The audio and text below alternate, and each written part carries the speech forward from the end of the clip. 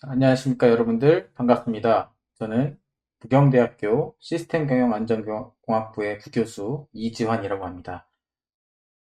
저는 오늘 이제 신기술 분야 온라인 산업체 재직자 단기 강좌의 빅데이터 섹션에 강의를 올리게 되었고요. 자, 이 중에서도 이제 여러분들에게 어떤 내용이 도움이 될지 고민해 보다가 요새 주목을 받고 있는 기술 중에 하나인 설명 가능한 AI, 영어로는 Explainable AI 혹은 XAI라고 하는데요. 이 설명 가능한 AI 기술이 어떤 것인지, 무엇을 지향하는지, 그러한 대략적인 이야기와 함께 어떤 연구들이 있는지, 어떤 기법이 있는지, 그런 말씀을 말씀드리고자 합니다. 그리고 이제 제가 이 XAI 기법을 이용해서 수행하였던 연구를 말씀드림으로써 여러분들께 이해를 도와드리고자 합니다. 자, 그래서 이제 강의는 이런 식으로 구성이 되어 있고요. 자, 오늘 말씀드릴 대략적인 내용은 다음과 같습니다. 우선 첫 번째로 머신러닝과 설명 가능성, 모델의 설명 가능성이라고 하는 것이 무엇인지 정의를 내려보고요. 자, 그 다음에 이제 여러 가지 설명 가능한 모델이 왜 중요한 것인지, 그리고 이것이 무엇을 의미하는지 말씀을 드릴 겁니다. 자, 그리고 세 번째로 다양한 XAI 기법들이 어떤 것들이 있는지, 현재 가장 많이 사용되고 있는 기법들은 무엇인지 그런 예시를 소개를 드리고요. 자, 그 다음에 이제 XAI의 여러 가지 기법들을 소개할 겁니다. 그리고 마지막으로 제가 이제 수행해 하였던 XAI 연구 간단한 사례를 말씀드림으로써 여러분들께 이해를 돕고자 합니다. 자, 그래서 이제 시작해 보겠습니다. 일단 머신러닝이라고 하는 것. 여러분들께서는 이제 빅데이터나 이제 인공지능 이런 것들에 대한 관심이 많아짐에 따라서 모두 익숙한 개념일 거라고 생각이 됩니다. 자, 머신러닝이라고 하는 것은 저는 이 그림이 굉장히 잘 나타낸다고 생각을 합니다. 자, 기존의 컴퓨팅 방법은 무엇이냐? 입력 데이터가 있고 그 입력 데이터에 따라서 작동을 하는 어떤 룰을 여러분들이 설정을 합니다.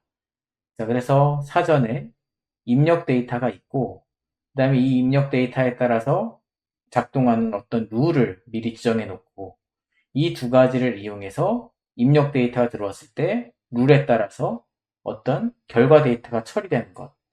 이것이 이제 전통적인 컴퓨팅 방식이었죠. 자, 하지만 이제 오늘날 데이터를 방대하게 수집을 할 수가 있게 되고 그런 데이터들이 수집이 되면서 머신러닝이 지향하고자 하는 바는 다음과 같다라고 하는 겁니다. 이제 이 룰이라고 하는 것, 이 룰이라고 하는 것이 비즈니스에서는 비즈니스 로직일 것이고 어떤 판단을 하는 중요한 내용이 될 텐데 이 중요한 내용을 사람이 미리 생각하는 것이 아니라 기계로 하여금, 컴퓨터로 하여금 이 규칙을 추론해보게 하자라고 한 겁니다. 자, 그러면 이 규칙이라고 하는 것은 어디에서 뽑아질 수가 있느냐? 미리 수집해놓은 입력 데이터와 출력 데이터. 그것으로부터 입력 데이터가 출력 데이터로 변환되는데 어떤 규칙이 있었을 것인지 그것에 대해서 컴퓨터로 하여금 알아서 그 규칙을 추출하도록 하는 것. 이것이 이제 머신러닝에서 지향하고자 하는 바입니다. 여기서 중요한 거는 이제 룰이라고 하는 건데 이 규칙을 기존의 컴퓨팅 방식은 사람이 하였다면 머신러닝에서는 데이터를 던져주고서 여기로부터 숨어있는 규칙을 자동으로 뽑아내고자 하는 그런 어프로치들을 우리는 머신러닝이라고 한다라고 하는 것이죠. 자, 그래서 머신러닝에는 굉장히 다양한 이제 머신러닝에 관련된 여러 가지 접근법이 나오고 있고 이거와 관련된 여러 가지 키워드들이 혼재되어서 사용되고 있습니다. 특히 여러분들 머신러닝, 딥러닝, 인공지능 이런 단어들이 요새 많이 같이 혼재되어서 사용되는 것을 보셨을 텐데요. 저는 이런 식으로 정의하고 싶습니다. 일단 가장 큰 범주에서 인공지능이라고 하는 것이 있는 것 같습니다. 자, 인공지능이라고 하는 것은 컴퓨터로 하여금 사람의 생각과 행동을 미믹한다고 하죠. 모사하도록 하는 모든 기술을 인공지능이라고 하고요. 자, 그 인공지능의 범주 안에 머신러닝이라고 하는 것이 있습니다. 이 머신러닝이라고 하는 것은 특히 사람이 할 수 있는 능력 중에 어떤 것이 있냐? 사람은 경험으로부터 어떤 행동의 패턴을 익히게 되죠. 자, 즉, 컴퓨터가 사람의 도움 없이 어떤 주어진 입력과 출력에 대한 결과만을 가지고 거기서로부터 규칙을 발견하도록 하는 것. 이것이 이제 머신러닝이 될 것 같습니다. 그래서 이 인공지능에는 굉장히 여러 가지 분야가 있는데 그 중에서 데이터 가지고 규칙을 뽑아내려고 하는 여러 가지 접근법. 이거를 머신러닝이라고 정의를 합니다. 자, 그러면 요새 이제 부각되고 있는 챗GPT에 활용되고 있다고 하죠? 딥러닝 기법은 무엇이냐? 딥러닝은 머신러닝의 기법 중에 하나예요. 즉, 데이터로부터 규칙을 뽑아내는 기법 중에 하나인데, 특히 인공신경망 구조, 이 인공신경망 구조라는 것을 사용해서 데이터로부터 패턴을 추출하고자 하는 기법, 그것을 우리가 딥러닝이라고 한다라고 볼 수가 있을 것 같습니다. 자, 그래서 이제 우리가 지금 오늘 보고자 하는 내용은 머신러닝이라고 하는 것, 딥러닝을 포함하는 머신러닝.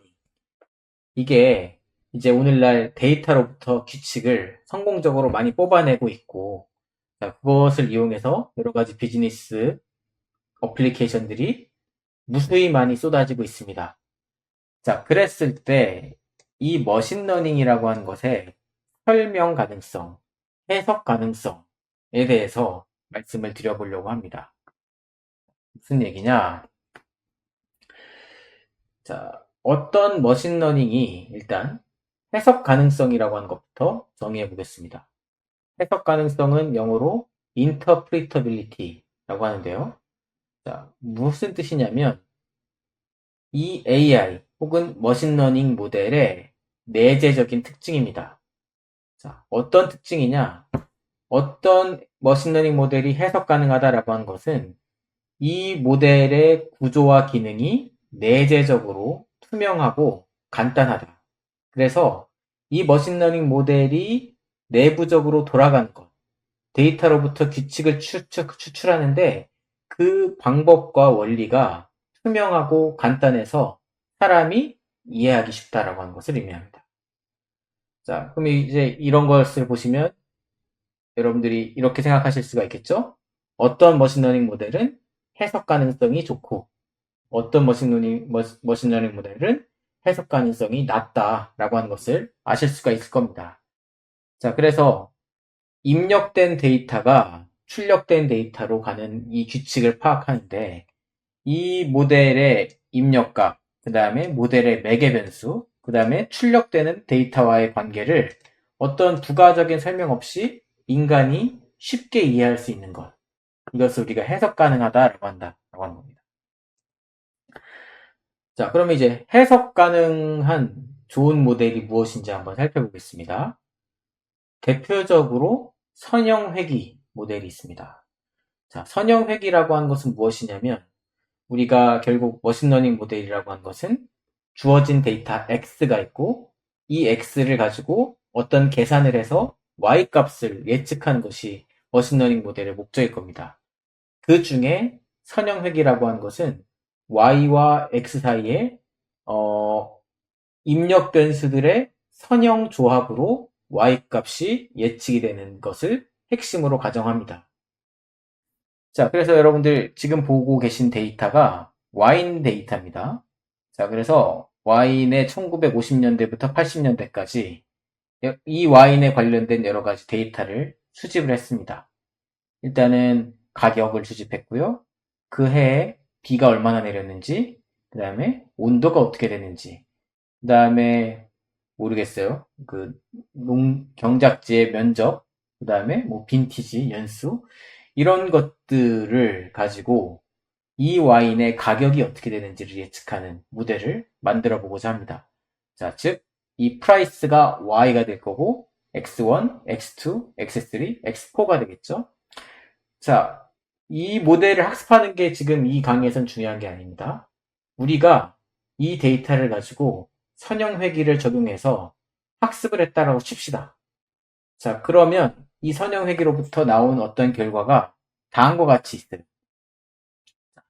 그러면 우리는 이 선형회귀 식을 보고서 학습된 공식을 보고서 어떤 것이 가격에 영향을 미치는지를 쉽게 파악할 수 있다라고 볼까요? 자, 프라이스, 가격이라고 하는 것은 일단 기본적으로 마이너스 12.145 더하기 강우량에 곱하기 이만큼, 그 다음에 온도에 곱하기 이만큼, 그 다음에 경작지의 뭐예요? 레인폴. 자, 그러니까 겨울의 강수량, 그 다음에 수확기의 강수량 해서 그 다음 플러스 빈티지의 연도수 이렇게 되고 있습니다. 자, 적어도 우리가 어떤 것이 값이 커졌을 때 이 값이 와인의 가격에 긍정적인지 부정적으로 영향을 끼치는지를 알 수가 있습니다. 그래서 어떤 것들이 긍정적으로 영향을 주냐? 겨울 강수량, 그 다음에 뭐예요? 수확 때 온도, 그 다음에 빈티지의 연수. 이런 것들은 증가하면 증가할수록 와인의 가격에 크게 플러스 요인을 주고요. 반면에 경작기에 비가 많이 내리면 여러분들 포도의 당도가 떨어져서 와인 가격이 떨어진다라고 보통 얘기하죠. 음의 관계를 갖고 있는 것을 알 수가 있습니다. 또한 어때요? 이런 것들의 앞에 붙어 있는 개수를 보면 어떤 것들이 가격에 크게 영향을 주는지도 우리가 알 수 있죠. 자, 여기서 지금 이 지식을 우리가 아는 것이 중요한 게 아니라 제가 말씀드리고 싶은 거는 이 데이터에 대해서 우리가 선형 회귀를 가정하고 선형 회귀를 가지고 이 데이터를 학습을 했다면 이 학습된 모델을 가지고 어떤 변수가 와인의 가격을 예측하는데 중요한 역할을 하는지, 양의 관계를 갖고 있는지, 음의 관계를 갖고 있는지, 그리고 그 크기가 어떻게 되는지를 파악할 수 있다는 겁니다. 우리가 이 식을 가지고 이해할 수 있고 남한테도 설명할 수 있어요. 그렇죠? 자, 이런 모델을 우리는 해석하기 좋다. 인터프리터빌리티가 있다라고 얘기한다라고 한 겁니다. 자, 또 다른 해석하기 좋은 모델을 보겠습니다. 디시전 트리라고 하는 겁니다. 자, 디시전 트리라고 하는 것은 이제 뭐예요? 아까 전에 선형 회귀와 다르게 위에서부터 아래로 질문해 나가는 것이죠. 자, 만약에 타이타닉의 생존자를 예측하는 어떤 데이터가 있었다. 그러니까 타이타닉에 승선했던 사람들의 리스트가 있어요. 어떤 사람, 그리고 거기에 성별, 나이, 그 다음에 가족들의 여부, 이런 데이터들을 쭉 모았다라고 칩시다. 이게 X 데이터가 될 것이고, 자, 이런 X 데이터에 따라서 그 사람이 살았는지 죽었는지를 Y 값으로 해서 1, 0으로 기록해 놓을 수가 있었겠죠. 자, 그런 데이터 가지고 우리가 이번에 학습을 할 건데, 이때는 디시전 트리라고 하는 의사결정나무로 학습을 했다고 칩시다. 자, 오른쪽에 보시는 결과가 디시전 트리로 타이타닉 데이터셋을 학습한 결과인데요. 자, 이거는 다음과 같이 읽어 나가시면 됩니다. 자, 이 디시전 트리는 이제 어떤 사람이 타이타닉에 탔었을 때 살았는지 죽었는지를 예측하기 위해서 다음과 같은 질문의 순서를 따라간다라고 하는 겁니다. 첫째, 남자였는가? 남자가 아니었다면 살았다. 근데 남자였는데 나이가 10세 이상이었다. 9.5세 이상이었다. 그러면 죽는다. 그렇지 않고 나이가 10세 미만인데 형제 자매가 있었다. 라고 하면 뭐예요? 그렇게 많았다면 사망, 그렇지 않았다면 생존했다. 뭐 이런 식으로 본다는 것이죠. 자, 그래서 지금 이 디테일한 게 중요한 게 아니라 우리는 적어도 디시전 트리라고 하는 것을 가지고 이 머신러닝 모델이 어떤 규칙에 따라서 생존자와 죽는 사람을 분류하는지 명확하게 우리가 이해할 수 있다라고 하는 겁니다. 자, 앞에 있었던 선형회기도 그렇고 뒤에 있었던 디시전 트리도 적어도 이게 얼만큼 정교한지 예측력이 좋은지에 대해서는 제가 말씀드리지 않았습니다. 적어도 학습이 되면 얘가 예측을 하는 원리나 규칙을 우리가 쉽게 파악할 수 있다는 것이죠. 그렇죠? 이런 것들이 이제 해석하기 좋은 모델이다. 자, 그러면 해석이 어려운 모델은 무엇이냐? 오늘날 많이 사용되는 랜덤 포레스트라고 하겠습니다. 자, 오른쪽에 보시는 그림인데요. 랜덤 포레스트 같은 경우에는 동일한 데이터셋에 대해서 여러 가지 경쟁하는 서로 다른 디시전 트리를 막 만들어내고 얘네들을 동시에 조합해서 보팅, 투표함으로써 이루어집니다. 그림만 보셔도 아시겠지만 어떻게 의사결정을 하는지 설명을 할 수는 있죠. 하지만 너무 복잡하죠. 네, 너무 복잡합니다. 자, 하지만 이런 디시전 트리는 해석하기는 어렵지만 예측력은 앞에 보셨던 두 개의 모델보다 훨씬 좋습니다. 자, 또 해석이 어려운 모델 하나 더 보겠습니다. 자, 오른쪽에 보시는 그림은 딥러닝입니다. 딥러닝. 여기 들어있는 동그라미 하나하나가 변수들을 의미합니다. 여기에 어떤 데이터가 들어왔을 때 이런 잠재적인 히든 레이어, 잠재적인 변수들이 쫙 만들어지고 얘네들끼리 서로 연결되면서 최종적으로 하나의 값으로 예측을 하죠. 자, 그랬을 때 앞에 보셨던 두 개의 해석 가능한 모델에 비해서 지금 보시는 뉴럴 네트워크, 딥러닝에 사용되는 인공신경망은 해석하기가 굉장히 어렵고 다른 사람에게 설명하기도 어렵다는 것을 알 수가 있습니다. 네. 자, 그래서 좀 정리를 해보겠습니다.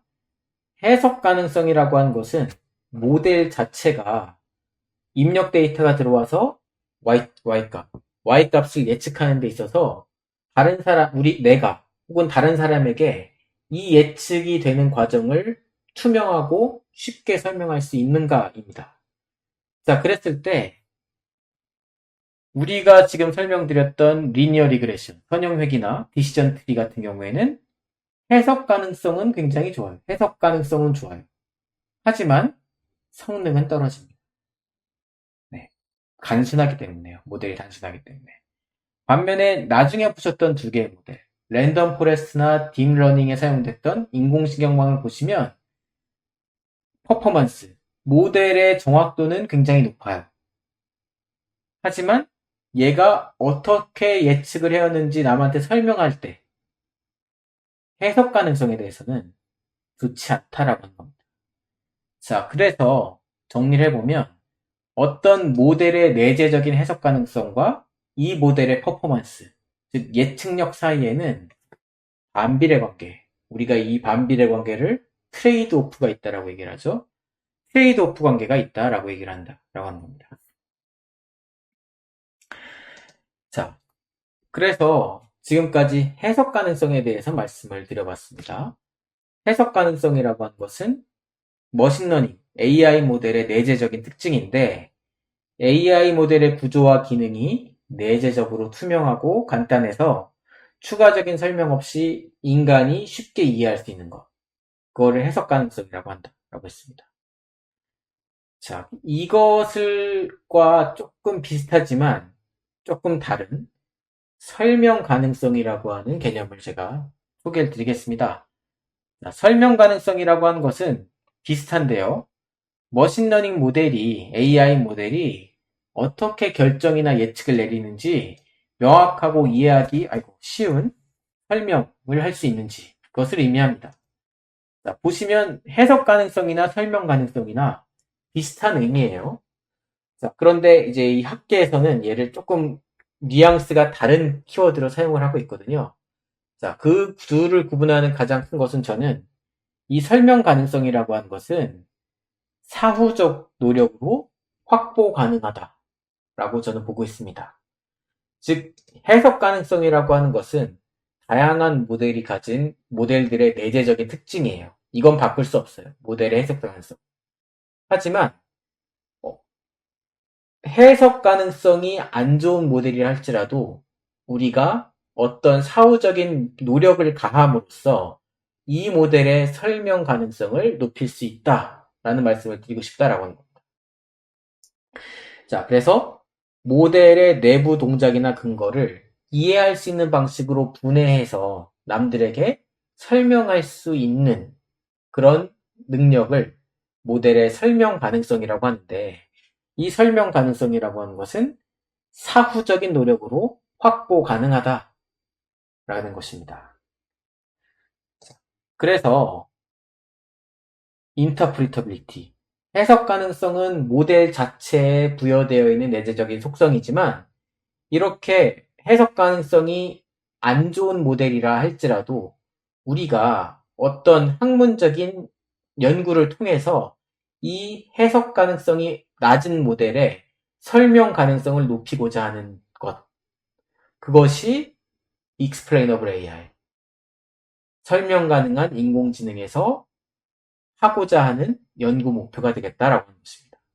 즉, 해석하기 어려운 모델들도 설명 가능하도록 어떤 조치를 취하자라고 하는 것이 XAI 연구의 목표가 되겠다라고 하는 것입니다. 자, 그러면 정리를 해보겠습니다. 설명 가능한 인공지능이라고 하는 것은 우리가 예측력 때문에 오늘날에는 복잡한 모델을 사용하는데, 그럼에도 불구하고 이 복잡한 모델이 어떻게 판단을 했는지, 이 판단의 근거를 설명 가능하게 만들고자 하는 것, 그것이 XAI 기법의 핵심이다 라고 할 수 있겠습니다. 자, 그래서 기존의 모델들이 어떤 판단에 대한 결과만을 보여줬다면 XAI는 이 판단의 근거를 정량화하기 위한 학문적인 시도다 라고 보시면 되겠어요. 자, 그래서 왼쪽에 이런 그림 데이터를 막 수집을 해서 오늘날 많이 하죠? 딥러닝으로 학습했다라고 칩시다. 그러면 이제 기존 모델은 고양이 그림이 이렇게 들어왔어요. 입력 데이터가 들어왔고, 그러면 이 안에서 막 계산을 한 다음에 뭐예요? 확률적으로 예측을 하죠.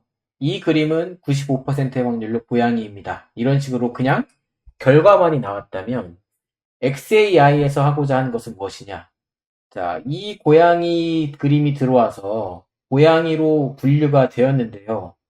이 고양이로 분류됨에 있어서 털, 그 다음에 얼굴에 있는 수염, 이런 부분 때문에 내가 이 그림을 고양이라고 판단했습니다. 라고 하는 것입니다. 자, 이렇게 판단에 대한 근거를 제공할 수가 있게 되면 이때부터는 이제 굉장히 강력한 설득력을 얻게 되죠. 특히 여러분들 비즈니스에 계신 분들은 아시겠지만 때에 따라서는 이런 머신러닝 모델의 판단에 대해서 믿지 않는 사람들도, 믿지 않는 클라이언트들도 많이 있지 않습니까? 그렇죠? 그런데 여기에 대해서 이런 부분 때문에 얘가 이렇게 분류가 되었습니다라고 제시를 해줄 수가 있다면 그것만으로도 굉장히 이 머신러닝 모델의 신뢰성이 확 올라가고 다른 사람에게도 설득을 할 수가 있는 좋은 무기가 된다는 것이죠. 자, 이런 것들이 이제 XAI에서 하고자 하는 목표다라고 보시면 되겠습니다.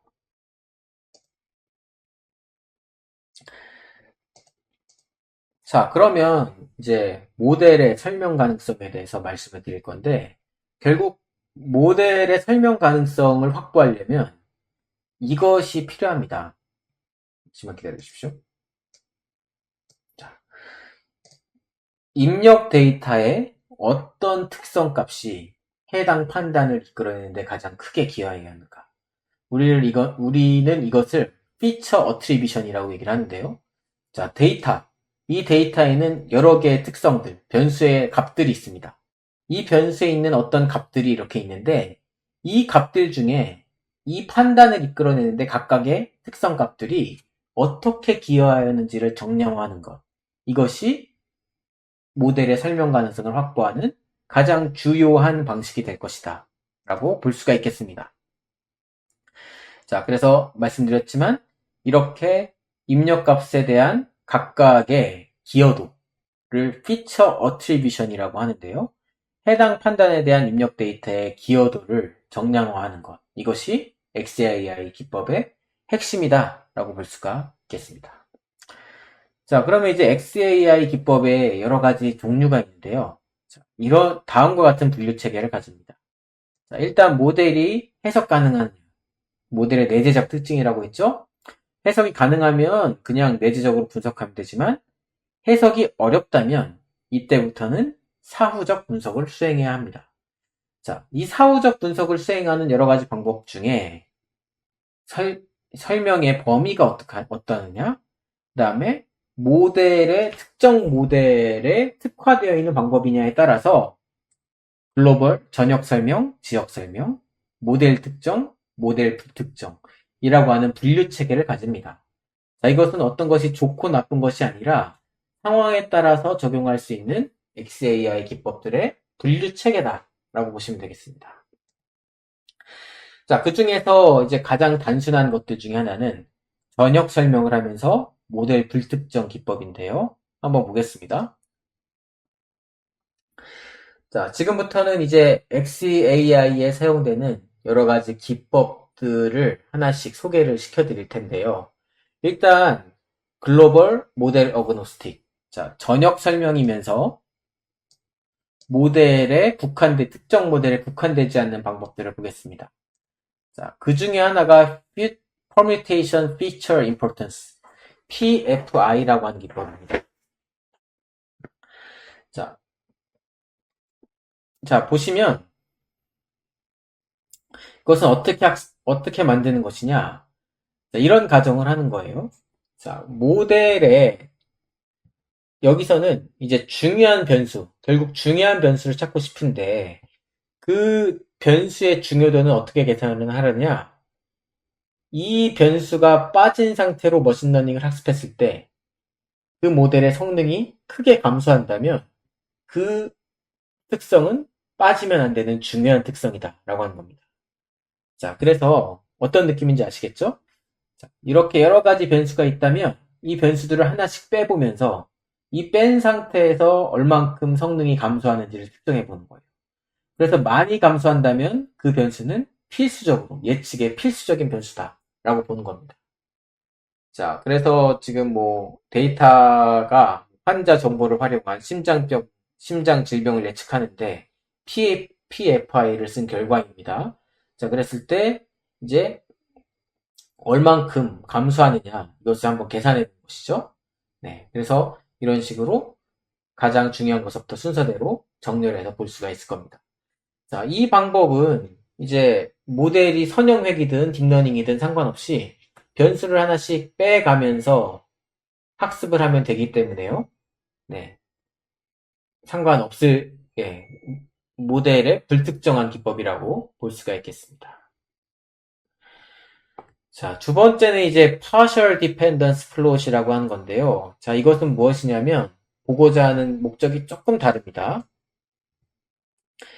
x의 값을 특정 변수의 값을 변화시키면서 다른 것들은 다 통일하고 특정 변수의 값을 변화시키면서 이것이 y에 얼만큼 영향을 주는지, y라고 하는 것은 예측값이죠. 즉 민감도 분석을 하는 것입니다. 자, 여기 보시는 데이터는 이제 공유 자전거의 그러니까 매일 공유 자전거의 사용 대수에 대한 데이터를 수집을 한 겁니다.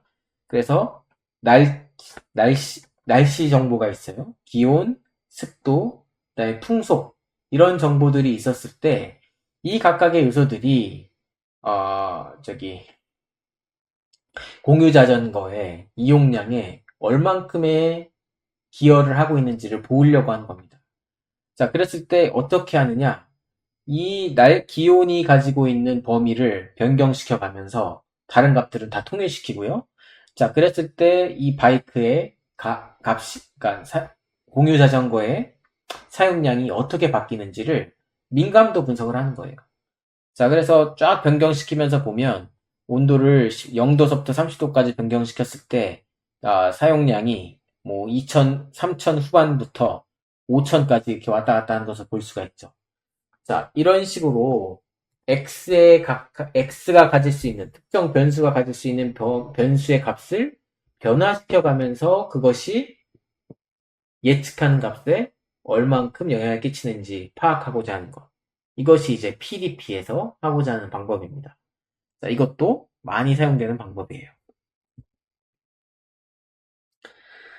자, 이 PDP는 2차원으로도 확장할 수가 있습니다. 자, 그래서 특정한 두 개의 변수에 대해서 값을 변화시키면서 이것이 y 값에 얼만큼의 영향을 주는지를 확인하는 방법이 있다라고 하는 겁니다.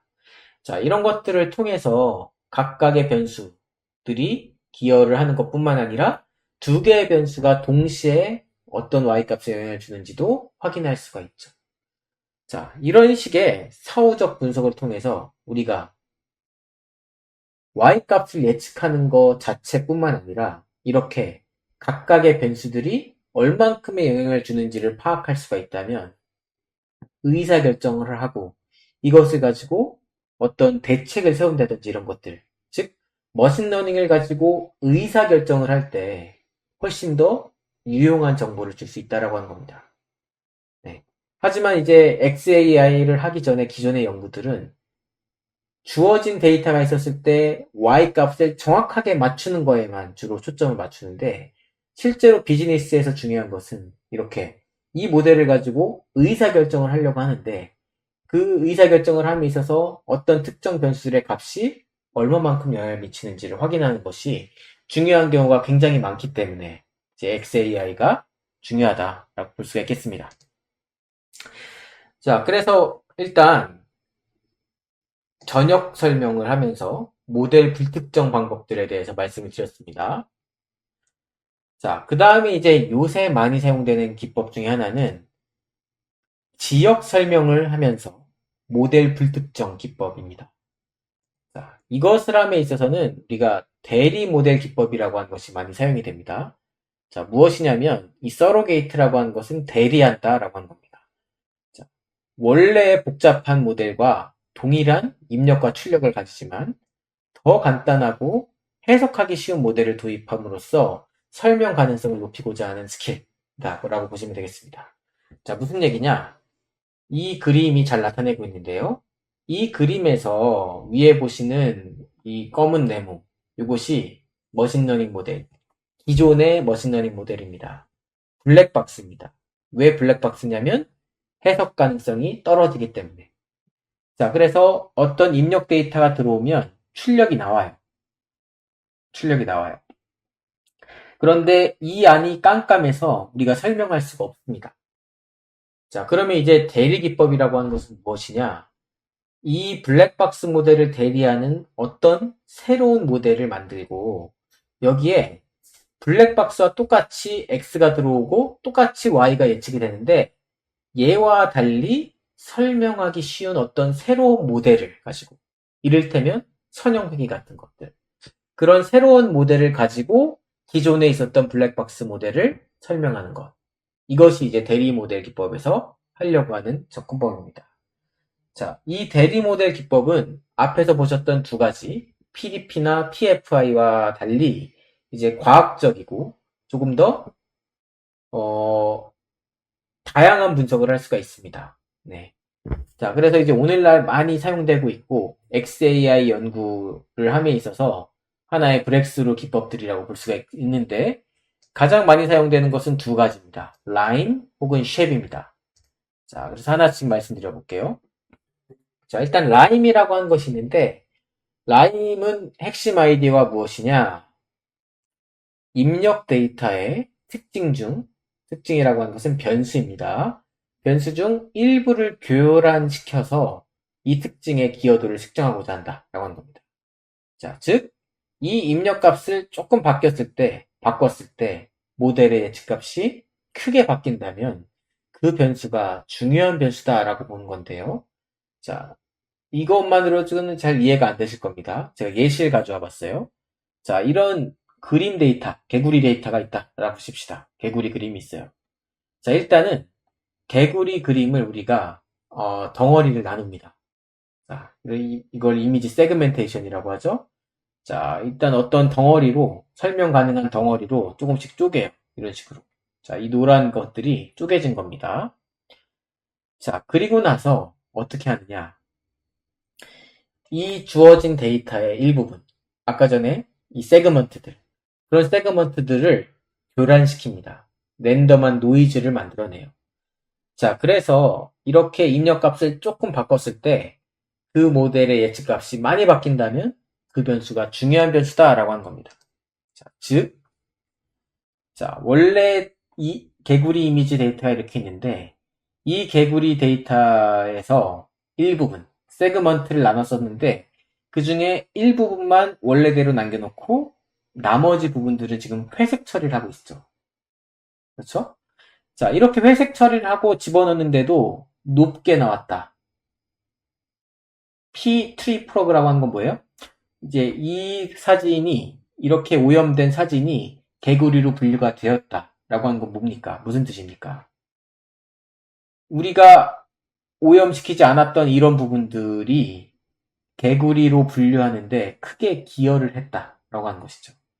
자, 반면에 이런 잎 같은 부분들이 다 사라지고 오염시킨 상태로 예측을 했었을 때는 개구리로 분류될 확률이 크게 떨어집니다. 자, 이런 식으로 원래 데이터의 이미지의 세그먼트들, 변수들이 있는데 이 변수들 중에 일부를 막 교란시켜가지고 집어넣어서 학습을, 예측을 해요. 자, 그랬을 때 어때요? 이런 식으로 여러 번 예측을 하게 되면 각각의 부분들이 얼만큼 개구리로 예측되는데 기여를 하는지를 우리가 찾아낼 수가 있다는 겁니다. 어떻게?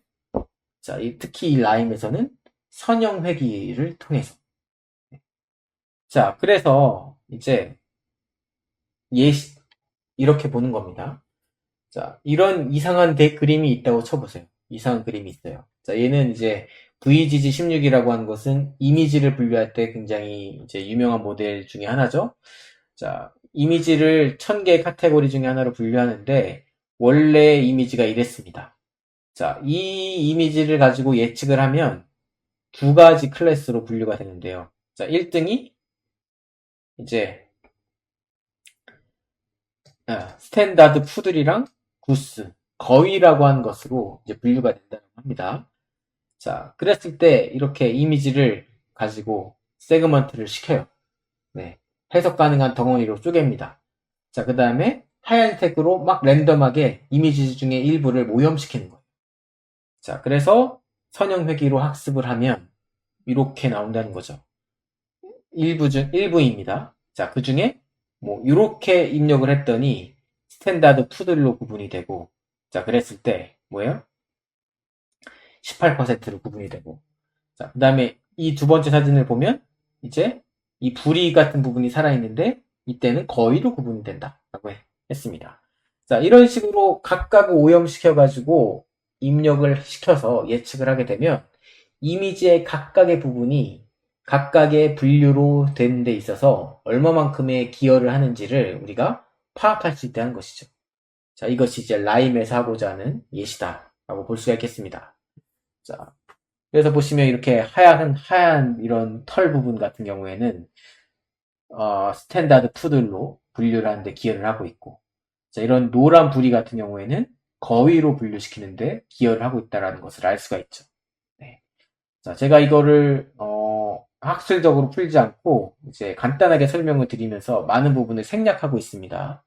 네, 하지만 이제 대략적인 원리는 이렇다라고 하는 겁니다.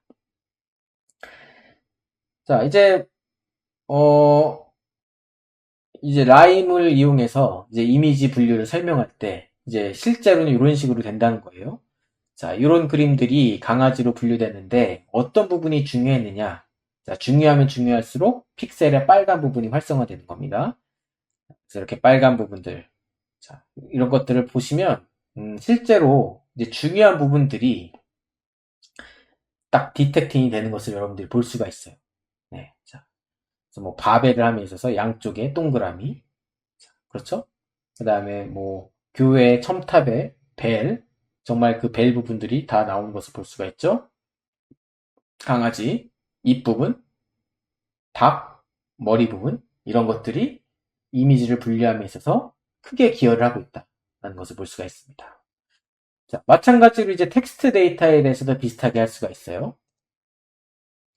네. 순서가 좀 바뀌었네요. 자, 보겠습니다. 자, 만약에 우리가 어떤 스팸 분류기를 만들었어요.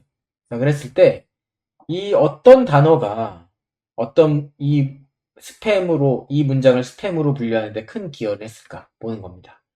자, 그랬을 때, 싸이는 굿가이다 라고 하는 거는 이제 스팸이 아니고, 우리 크리스마스에 우리 채널에 방문해주세요. 이거는 스팸으로 지금 분류가 됐는데, 자, 이런 것들을 함에 있어서 우리가 머신러닝 모델로 텍스트 데이터를 막 학습을 시켜서 어떤 거는 스팸이고 어떤 거는 정상이고 이런 식으로 분류할 수 있을 겁니다.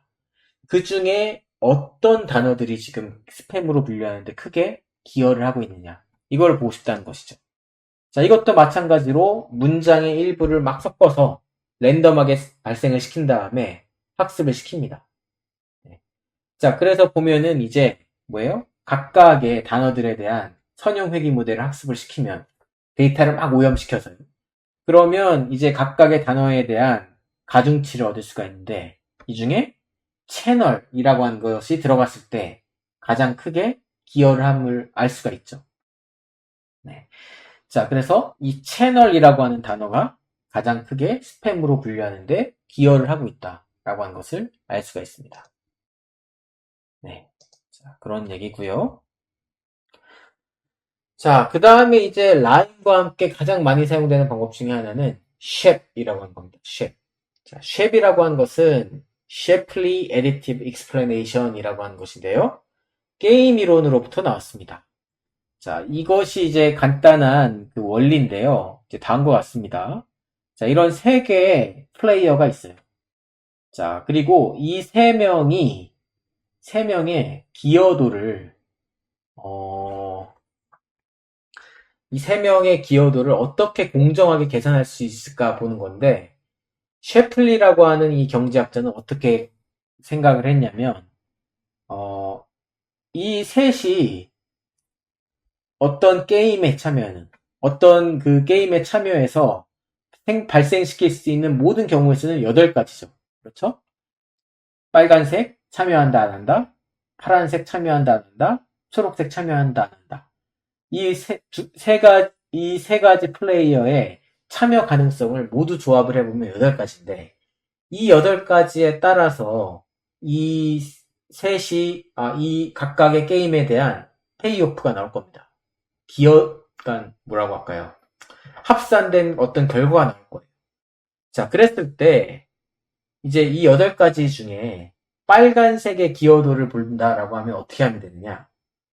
빨간색이 있었을 때의 모든 이 총합과 빨간색이 없었을 때, 하나, 둘, 셋, 넷, 넷이죠.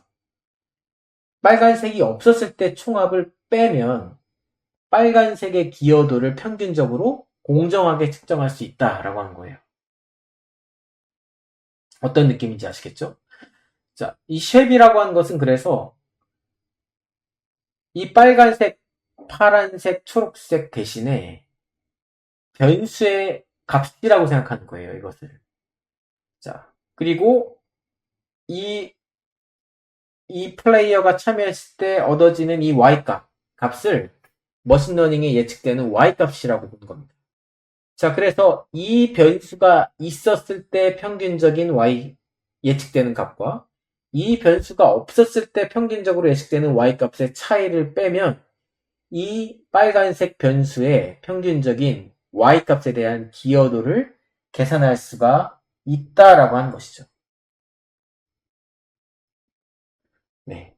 이 아이디어를 적용한 것이 이제 셰플리 밸류에 기반한 모델의 설명입니다.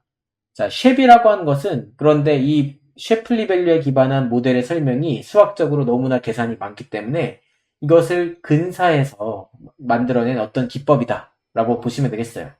자, 지금의 설명이 너무 어려우시다면 그냥 스킵하셔도 됩니다. 다만 이제 셰프에서 중요한 것은 모델의 예측된 값을 변수 각각의 기여도의 합으로 설명하는 그런 방식이다 라고 보시면 되겠다라고 하는 겁니다. 자, 그래서 이제 이를테면 이런 겁니다.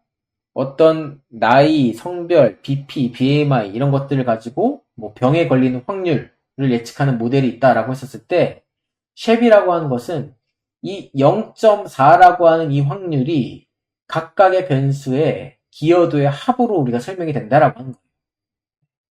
자, 그래서 BP 180이라고 하는 이 변수는 지금 확률을 0.1 높이고 있고 얘도 0.1 높이고 있고 나이라고 한 것도 0.4 높이고 있습니다. 그런데 성별이 여자라고 한 것이 이 확률을 30% 낮추고 있는 것이에요. 그래서 이 각각을 모두 합치면 0.4, 40%의 확률이 나오게 하는 것. 이것이 이제 쉐프에서 모델을 설명하는 방식입니다.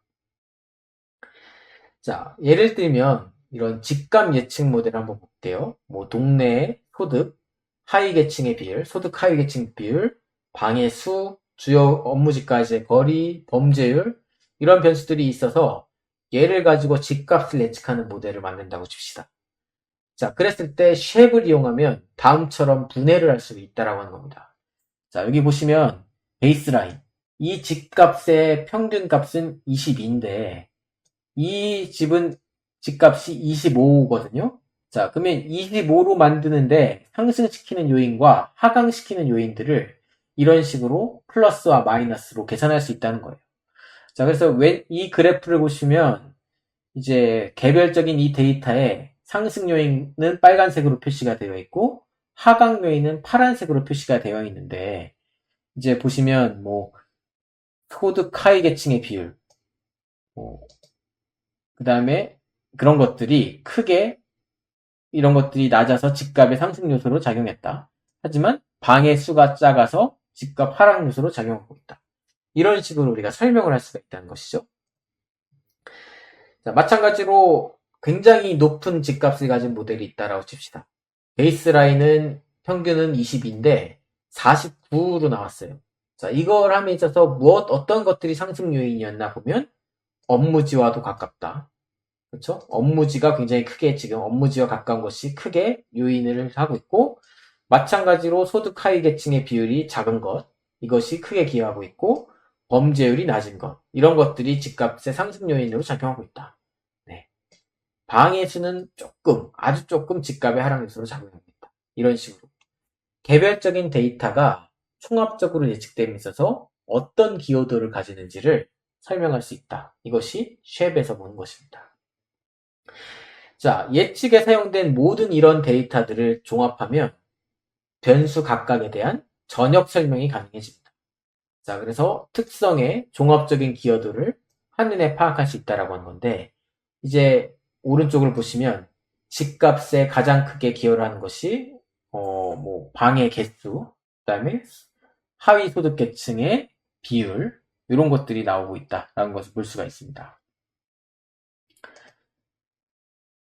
자, 그 다음에 이제 우리가 PDP라고 하는 것을 전에 배웠었죠. 자, 쉐프에서도 그런 것들을 할 수가 있습니다. 어떻게 하느냐? 이제 어떤 변수의 값을 바꿔가면서 그 변수의 기여도가 어떻게 달라지는지를 우리가 범위를 이런 식으로 이제 잡을 수 있다는 것이죠. 자, 그래서 이 쉐프 같은 경우에는 특히 우리가 머신러닝 할 때 데이터가 크게 정형 데이터와 비정형 데이터가 있어요. 그 중에 정형 데이터를 가지고 이런 전형적인 머신러닝 방법을 할 때 쉐프라고 하는 것이 아주 잘 사용이 됩니다. 네. 하지만 이렇게 이미지나 텍스트 같은 데서도 물론 사용은 됩니다만 이런 여러분들이 비즈니스 컨텍스트에서 많이 수행하시는 타뷸라 데이터에 대해서 분석을 하고 이것을 설명할 때는 쉐프라고 하는 것이 많이 사용된다는 것이죠. 자, 그래서 쉐프과 라임을 다시 정리를 해보면 라임 같은 경우에는 알고리즘이 굉장히 직관적이지만 데이터셋이 커지면 계산 속도가 느리다는 이제 단점이 있습니다. 자, 그 다음에 이제 개수에 대해서 의미 부여를 할 수가 있긴 하지만 쉐프보다는 불분명하다. 반면에 쉐프 같은 경우에는 게임 이론과 수학적인 증명에 따라서 엄밀한 이론을 가지고 있고 설명이 매우 직관적이에요. 왜냐하면 어떤 피처의 기여도의 합이 예측된 값과 똑같기 때문에.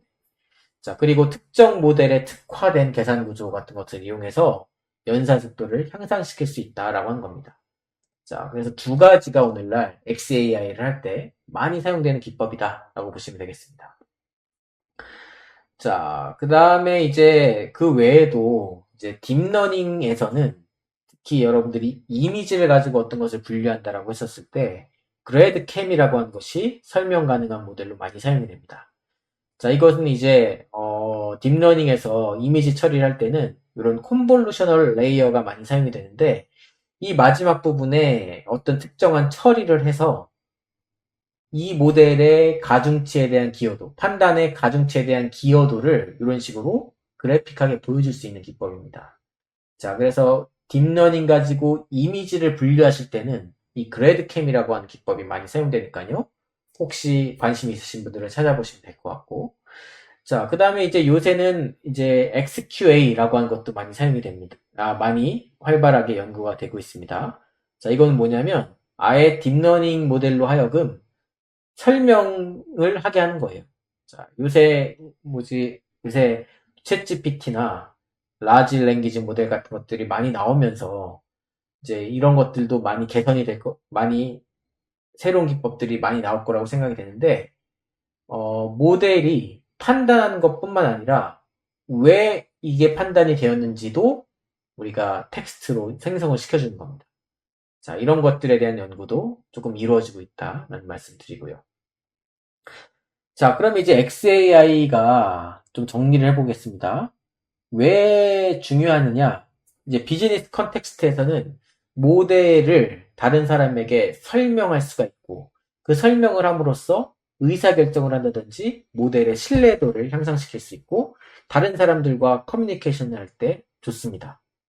하지만 이것뿐만 아니라 제가 봤을 때 XAI가 중요한 이유 중에 하나는 이제 윤리적인 이슈가 있기 때문입니다. 자, 요새 여러분들 보시면 챗GPT가 등장하면서 인공지능에 대한 두려움, 혹은 인공지능이 잘못되거나 비윤리적인 의사결정을 하면 어떡하지? 라고 하는 걱정이 사회적으로 점점 올라오고 있죠. 자, 그런 것들을 함에 있어서 여러분들 지금 보시면 뭐 테슬라 같은 경우에 자율주행차가 빗물에서 비가 오는 상황에서 사람을 잘 구분을 못해서 사람을 쳐서 죽게 만들고, 자, 최근에는 우리가 미국 국방부에서 드론 가지고 실험을 했는데 이 AI 드론이 사람을 방해된다는 이유로 죽였다라고 하죠. 네. 가상훈련에서 조종사를 살해하고 훈련에 방해가 돼서 죽였다라고 하고 있습니다. 그 다음에 이제 최근에 챗GPT가 나오기 전에 이제 우리나라에서 스캐터랩이라고 하는 곳에서 AI 친구, 이런 뭐 이루다라고 하는 서비스를 만들었었는데, 자, 여기에서 막 특정 성별이라든지 장애인, 동성애 이런 것들에 대한 혐오 발언을 했다라고 하죠. 자, 그래서 이렇게 인공지능에 대한 우리가 사용이 많아질 텐데, 얘네들이 이상한 일들, 비윤리적이고 이상한 일들을 했었을 때 XAI 기법을 가지고 얘네들이 왜 이런 것들을 했는지 알아볼 수 있는 중요한 방법 중에 하나가 될 것이다 라고 볼 수가 있다는 것이죠. 자, 그래서 유럽이나 이런 데서는 아예 모델이 설명 가능해야 한다라고 하는 제약을 걸고서 모델을 만들게 하는 그런 것들도 요새 이루어지고 있다라고 하죠. 자, 그래서 요새는 인공지능을 가지고 정교한 모델을 만드는 것도 중요하지만 이렇게 사고가 발생했었을 때 이것에 대한 명확한 원인 규명과 책임 이런 것들을 규명할 수 있는 그런 방법이 필요하고, 그런 것들 함에 있어서 XAI 기술이 필요하다라고 말씀을 드릴 수가 있겠습니다. 자, 그래서 뭐 좀 시간이 없습니다만 XAI를 이용한 머신러닝에서 또 페어니스 이런 것들을 볼 수가 있을 텐데, 자, 이건 뭐냐면 뭐 어떤 데이터를 가지고 신용을 평가한다거나 이런 것들을 할 때 특정 성별이나 인종에 치중되어 있는 어떤 의사결정을 할 수도 있겠죠. 자, 그러면 그런 것들을 디텍팅 하는데 좋은 방법 중에 하나는 이 XAI를 이용하는 겁니다. 자, 그래서 우리가 아까 전에 봤던 쉐이나 이런 것들을 이용해서 특정 그룹의 어떤 변수의 기여도가 다른 그룹에 비해서 크게 차이가 난다라고 하면 이 머신러닝 모델이 특정 그룹에 대해서 바이어스, 치우침, 편향된 의사결정을 할 수 있다, 한다는 것을 알 수가 있기 때문에 이런 페어니스를 검증하는데도 XAI가 많이 사용되고 있습니다. 자, 그래서 이제 이런 XAI에 대한 간단한 설명을 드렸고요. 자, 아주 간단하게 제가 했던 연구를 말씀드려보겠습니다. 저는 이제 XAI 기법을 이용해서 이상탐지 모델을 설명한 것을 한번 해봤었는데요. 자, 이것은 뭐냐면 이제 선박에서 운용되는 센서 데이터를 수집한 다음에 데이터를 모니터링을 하면서 이상한 값이 있었을 때 이를 탐지하는 모델을 만드는 겁니다. 자, 이런 모델은 우리가 기존에도 많이 있었어요. 자, 그런데 제가 선사나 이런 관계자분들과 함께 말씀을 나눠보면 이상 탐지하는 것 자체는 그렇게 중요하지가 않고 이상 탐지가 되었을 때 얘가 어떤 값이 이상해서 실제로 이상치가 되었는지를 알고 싶어 한다는 겁니다. 자, 그런데 우리가 기존에 있었던 이런 블랙박스 모델을 사용하면 이상치를 탐지만 할 뿐 이상치가 어떤 값에 의해서 계산됐는지는 알 수가 없었다라고 하는 거예요. 자, 그래서 저는 이제 이상 탐지 모델을 일단 블랙박스 모델로 만들고요. 자, 그 이상 탐지 모델은 이제 어떤 데이터가 들어오면 이상치 점수라고 하는 것이 나오는데 이 이상치 점수를 만들어내는 이 블랙박스 모델의 대리 모델, 서로게이트 모델을 만들어서 즉 쉐입을 이용해서 어떤 센서 값이 이상치를 만들어내는데 크게 기여를 했는지를 파악하고자 한 것입니다. 자, 그래서 이상한 데이터 같은 경우에는 이렇게 파란색 부분이 많고 정상 데이터 같은 경우에는 이렇게 빨간색 부분이 많습니다. 자, 그래서 이렇게 이상치에 대한 설명을 할 수가 있게 되고 이상치에 대한 센서 값의 기여도를 파악함으로써 어떤 부분이 이상해서 얘가 이상치로 분류가 됐다라고 하는 것을 설명하는 그런 연구를 했었습니다. 자, 이런 것들이 되면 이제 무엇을 할 수가 있냐면 이상치에 대한 판단뿐만 아니라 이상치의 유형, 즉 센서 값에 대한 유형들을 우리가 추가적인 분석을 함으로써 이런 식으로 파악할 수가 있고 이렇게 파악된 이상치의 유형을 가지고 전문가와 토론을 해봄으로써 어떤 유형은 이상하지 않다, 어떤 유형은 실제로 위험한 것이다, 이런 것들을 조금 더 효과적으로 파악할 수가 있다는 것이죠.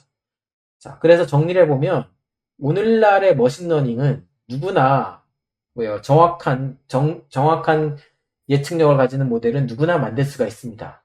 요새 중요한 거는 이 모델이 왜 이렇게 의사결정을 하는지 그런 것들을 설명하는 것이 중요하다라고 하는 것이고 이제 그런 것들을 함에 있어서 XAI 기법이 핵심적으로 사용될 수 있을 것이다 라고 하는 것입니다.